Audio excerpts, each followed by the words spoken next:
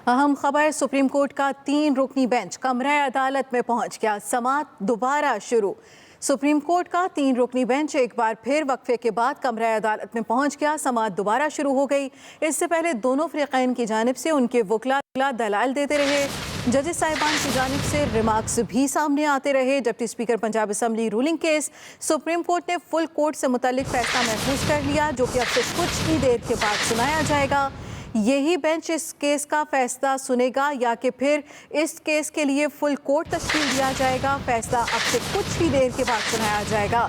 इससे पहले जो समाअत होती रही उससे मुतालिक अगर बात की जाए तो चीफ जस्टिस उमर अता बंदियाल ने कहा समाअत के दौरान जस्टिस एजाजुल एहसन ने रिमार्क्स किए थे कि 18वीं तरमीम के बाद आर्टिकल 63A में पार्लिमानी पार्टी को हिदायत देने का इख्तियार है कि वोट किसको डालना है। हिदायत पार्लिमानी पार्टी देगी और रेफरेंस सरबराह भेजेगा। सवाल डिप्टी स्पीकर की तशरीह का है कि ये दुरुस्त है या नहीं।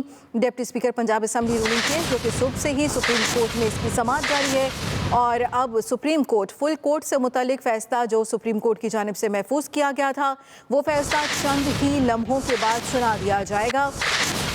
यही बेंच इस केस की समाअत करेगा या फिर इस केस पर फुल कोर्ट तश्कील दिया जाएगा। इसी से मुतल्लिक थोड़ी ही देर के बाद ये फैसला सुना दिया जाएगा। सुप्रीम कोर्ट का 3 रुकनी बेंच कमरा अदालत में पहुंच चुका है और समाअत एक बार फिर वक्फे के बाद दोबारा शुरू की जा चुकी है। सुप्रीम कोर्ट की वकला को मेरिट्स पर दलाइल देने की हिदायत भी सामने आई।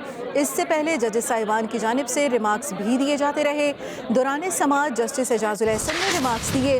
18वीं तरमीम के बाद आर्टिकल 63A में पार्लिमानी पार्टी को हिदायत देने का इख्तियार है। वोट किसको डालना है ये हिदायत पार्लिमानी पार्टी देगी और रेफरेंस सरबराह को भेजेगा। रिमार्क्स में जजेस साहिबान की जानिब से ये भी कहा गया कि सवाल सिर्फ डिप्टी स्पीकर की तशरीह का है कि दुरुस्त की है या नहीं। अहम खबर आप तक पहुंचा रहे हैं। सुप्रीम कोर्ट का 3 रुकनी बेंच कमरा अदालत में पहुंच चुका है। समाअत दोबारा शुरू। एक बार वक्फे के बाद समाअत दोबारा शुरू कर दी गई है। वज़ीर आला पंजाब के मुतनाज़ा इलेक्शन के खिलाफ तहरीक इंसाफ की दरख्वास्त पर सुप्रीम कोर्ट का 3 रुकनी बेंच आज समाअत कर रहा है।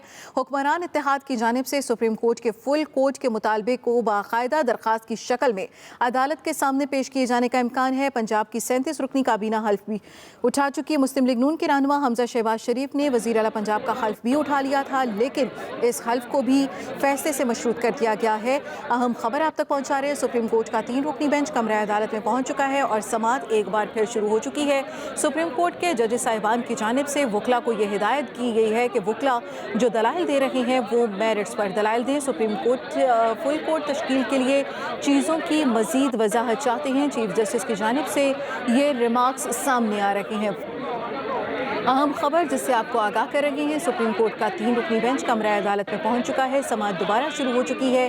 Supreme court deputy speaker ruling के खिलाफ समाअत आज इस केस की समाअत कर रहा है और दोनों फरीकैन की जानिब से दलाइल भी दिए जाते रहे और जजेस साहिबान की जानिब से भी रिमार्क्स सामने आते रहे हैं। अहम खबर आप तक पहुंचा रहे हैं।